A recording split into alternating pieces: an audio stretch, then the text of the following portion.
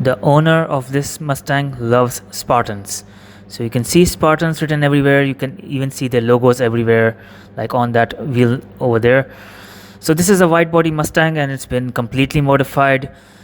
I'm at this auto show where they are nothing but modified cars. Some of them are really nice. Some of them are inspired by designs of comic book characters, Harley Quinn, Joker, Marvel characters. And this one is just awful. This is the worst ones of them, but not the worst. So look at what he's done in the rear. He's added speakers underneath the boot and a sword. He's added a touchscreen on the center console, which is fine. Then you have these Lamborghini doors with speakers on them. So anyway, I have videos of classic Mustangs, Daytonas, the new Ford GT, and of course some modified Mustangs as well, and a very awful Mustang inspired by the James Cameron movie. So have a look at my channel. I have all types of cars on my channel.